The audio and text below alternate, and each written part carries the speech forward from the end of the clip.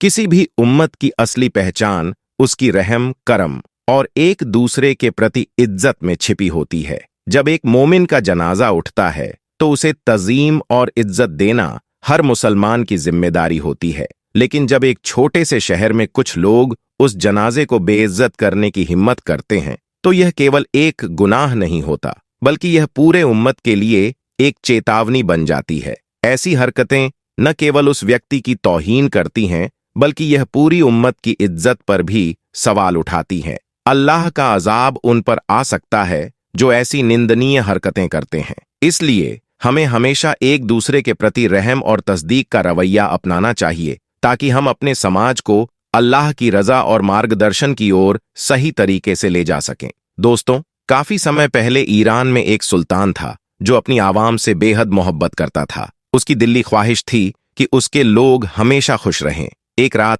तहज्जुद के वक्त अचानक उसकी आंखें खुल गईं। उसे घुटन महसूस हुई और उसने सोचा, या अल्लाह, यह क्या हो रहा है। इसलिए उसने महल से बाहर निकलने का फैसला किया। वो सभी जगह घूमकर दोबारा महल में आ गया। उसने अपने एक नेक सिपाही को बुलाया और कहा कि आज मैंने गलियों में घूमकर देख लिया, लेकिन मुझे ऐसी कोई बात नजर नहीं आई। लेकिन मेरा दिल घबरा रहा है। मैं तो सो रहा था, लेकिन मुझे ऐसा लगा कि कोई है जो मुझे मदद के लिए पुकार रहा है। कोई है जिसके साथ नाइंसाफी हो रही है और लोग उसे देख नहीं पा रहे। तो सिपाही कहने लगा, चलिए फिर से चलते हैं। तो सुल्तान कहने लगा कि नहीं, अभी नहीं, फजर की अजान हो जाए, उसके बाद चलेंगे। सिपाही ने कहा, ठीक है, जैसी आपकी मर्जी। फजर की अजान हुई और उन्होंने नमाज अदा की और फिर भेष बदलकर ईरान की गलियों में निकल खड़े हुए। लेकिन समझ में नहीं आ रहा था कि दिल इतना क्यों घबरा रहा है। लेकिन जब शहर के दूसरे किनारे पहुंचे तो देखा कि एक बहुत ही बड़ी अंगूर की घनी बेल है और उसके नीचे एक आदमी गिरा हुआ है।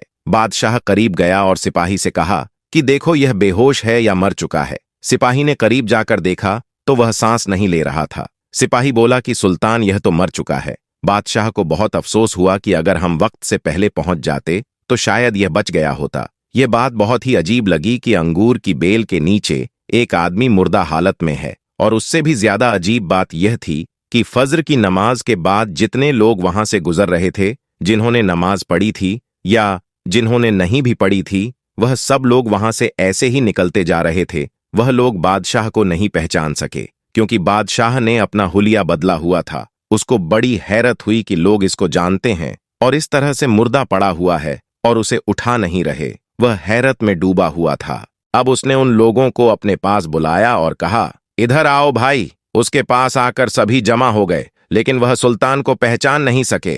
लोगों ने पूछा कि क्या बात है, हमें क्यों बुला रहे हो। सुल्तान ने कहा कि दरख्त के नीचे यह आदमी मुर्दा पड़ा है और यकीनन इसकी मौत की खबर तुम सबको है, लेकिन तुमने उठाया क्यों नहीं। कौन है यह शख्स और उसके घर वाले कहाँ हैं, और तुम लोग क्यों इसे बुरा भला कह रहे हो और क्यों लानत कर रहे हो। क्या तुम्हारी इंसानियत मर गई है। लोगों ने कहा, शायद आप इसे नहीं जानते हैं, नए हैं शायद। यह बहुत ही बड़ा और गुनहगार इंसान है, शराबी है। सुल्तान ने कहा, क्या यह उम्मते मोहम्मद सल्लल्लाहु ताला अलैहि वाले वसल्लम से नहीं है, और क्या तुम्हारे नबी सल्लल्लाहु अलैहि वसल्लम ने तुम्हें इस बात की दिशा नहीं दी कि इंसानियत भी कोई चीज होती है, और यहाँ पर यह मुर्दा पड़ा है और किसी को कोई तौफीक नहीं हुई कि इसके कफन दफन का इंतजाम करें या इसके घर वालों को इस बात की इल्तिहा करें। अब चलो, इसे उठाओ और बताओ कि इसका घर कहाँ है। ना चाहते हुए भी लोगों ने सुल्तान के लहजे से मुतासिर होकर उसे उठा लिया और घर की तरफ चल पड़े। लोगों ने मैयत घर तक पहुंचा दी। दरवाजा खटखटाया तो अंदर से उसकी बीवी निकली। उसकी बीवी ने शौहर की लाश देखी तो रोने लगी। लोगों ने कहा, बिना वजह रो रही है। किसी बदबख्त के लिए रोने से बेहतर है कि इंसान इसकी मगफिरत के लिए दुआ कर ले, और न जाने यह बख्शा जाएगा भी या नहीं। बहुत बुरी हालत में दुनिया से गया है। सोचो, अंगूर की बेल के नीचे मौत हुई है। लोगों ने कहा, हमने इसे यहां तक पहुंचा दिया, अब हम इसके जनाजे में शरीक नहीं होंगे। अब नहीं चाहते कि हमारी कब्र में भी सांप बिच्छू आए। ये बहुत ही बड़ा बदकार है और हम लोग इसके नमाजे जनाजे में शरीक नहीं होंगे। आप इसे यहां तक लेकर आए हैं, आप ही जाने और इसकी बीवी जाने। यह कहकर लोग वहां से चले गए। लोग तो थू थू करते जा रहे थे, लेकिन सुल्तान को बात समझ में नहीं आ रही थी कि इसकी बीवी इतना तड़प क्यों रही है। कोई तो वजह होगी। थोड़ी देर के बाद जब वह खामोश हुई तो सुल्तान ने कहा, क्या तुम मुझे बताओगी इसके साथ क्या मामला हुआ। एक दरख्त अंगूर बेल के नीचे उसकी मौत हुई है, क्या वजह है, क्या तुम मुझे बता सकती हो। वह औरत कहने लगी कि मैं गवाही देता हूं कि बेशक यह नेक लोगों में से है। यह बात सुनकर बादशाह को और भी ज्यादा हैरानी हुई। सुल्तान ने कहा, अभी लोग जो बातें कर रहे थे और मैंने जो उन लोगों की बातें सुनी है, वह इसे बुरा भला कह रहे थे कि शराबी था, जानी था और औरतों के पास जाया करता था और हर रात किसी औरत के पास जाकर बदकारी करता था और फिर यह शराब भी पीता था और शराब बेचता भी था और इसका कारोबार भी हराम का था, और तुम कह रही हो कि यह नेक लोगों में से था। मुझे यह बात समझ नहीं आ रही है कि यह कैसे हो सकता है। लोग इसके बारे में बात कर रहे थे और इसकी मैयत को हाथ लगाने तक को तैयार नहीं थे। तुम देख रही हो ना कि थूकते हुए लोग इसकी लाश पर से जा रहे थे। उसकी बीवी ने कहा, मुझे लोगों से यही तबको है, क्योंकि लोग जो देखते हैं वह नजर नहीं आता, और इसने मरने से पहले मुझे कहा था कि मेरे बारे में किसी को नहीं बताना, ये मेरा और मेरे नबी करीम का मामला है। हाँ, जब मेरी मौत हो जाए और लोग मेरी मैयत को हाथ ना लगाए तो इस खास शख्स को मेरे पास भेजा जाएगा, वही मेरे लिए दुआएं मगफिरत करेगा, वही नमाजे जनाजा पढ़ेगा और वहीं शहर के बड़े बड़े आलिमे दीन को बुलाएगा। असल में हकीकत यह है कि मेरा शौहर हर रोज शराब खाने जरूर जाता था। लोग समझते थे कि शराब का कारोबार करता है, शराब पीता भी है, पिलाता भी है, लेकिन यह शराब खाने इसलिए जाता था कि जितना हो सके शराब खरीदी जाए और घर लाकर फेंक दो, और लोगों को यही दिखता था कि यह शराब खाने जा रहा है और वहां से शराब को घर भी ला रहा है, लेकिन घर में क्या मामला हो रहा है वह लोग नहीं जानते थे। वह सिर्फ मेरा अल्लाह जानता था और मुझे और मेरे शौहर को पता था। मेरा शौहर कहा करता था कि चलो कुछ तो गुनाहों का बोझ मुसलमान से हल्का हुआ। मैं शराब खाने गया और अल्लाह ने मुझे जितना नवाजा हुआ है उन पैसों से ही शराब खरीद कर लाकर यहां पर दफन कर दी है। कम से कम जितनी शराब यहां दफन हुई है, इतने लोग शराब तो नहीं पी सकते, और इस गुनाह को कम करने के लिए मैं कुछ तो किरदार अदा कर रहा हूं।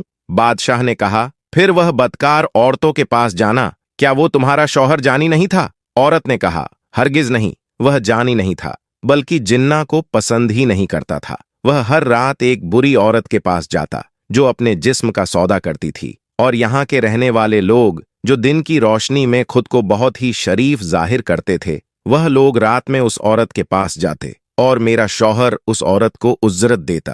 अल्लाह ने मेरे शौहर को बहुत नवाजा हुआ था, पैसों की कमी नहीं थी। उसने उन पैसों को उन औरतों को देकर गलत काम को छोड़ने के लिए मजबूर किया है। वह कहता है, ए औरत, मैं तुझे पैसे दे रहा हूं जिसके लिए तू अपने आप को बेच रही है। तू यह काम ना कर, मुझसे पैसे ले और अपना दरवाजा बंद कर दे। और मेरे शौहर को उस बदकार औरत के पास लोग देखते और यही समझते थे कि वह अंदर चला गया और जिनाह कर रहा है, जबकि मेरा शौहर उसको बहन बनाकर यह कहता था कि मेरी बहन का रिस्क इंतजाम हो। मेरा शौहर कहा करता था कि अल्हम्दुलिल्लाह, आज उस औरत के लिए नौजवान मुसलमान को कुछ तो रोका होगा। लोग उसको उन गुनाहों पर आता जाता देखते। मैं उसे कहती थी कि याद रख, जिस दिन तू मर गया, लोगों ने ना तुझे गुस्ल देना है और ना ही तेरी नमाजे जनाजा पढ़नी है और ना तुझे दफनाना है। और वह मुस्कुरा देता और मुझसे कहता कि घबरा मत, तुम देखोगी कि मेरा जनाजा बड़े बड़े उलेमा इकरार और वक्त के सुल्तान पढ़ेंगे। यह सुनकर सुल्तान के दिल में हैवतारी हुई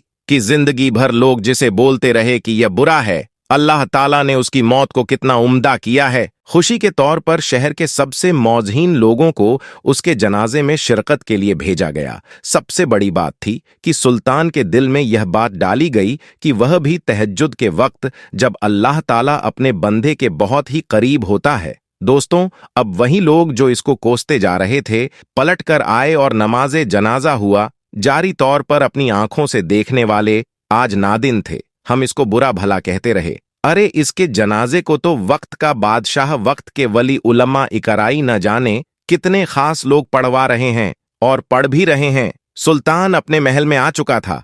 दोस्तों, आज की वीडियो में बस इतना ही। दोस्तों, कमेंट में हमें जरूर बताइएगा कि आपने इस कहानी से क्या सबक हासिल किया। उम्मीद करते हैं वीडियो पसंद आई होगी। इसे लाइक करते हुए दोस्तों के साथ शेयर करना मत भूलिएगा। आने वाली वीडियो में दोबारा आपसे मुलाकात होगी। तब तक के लिए अल्लाह हाफिज।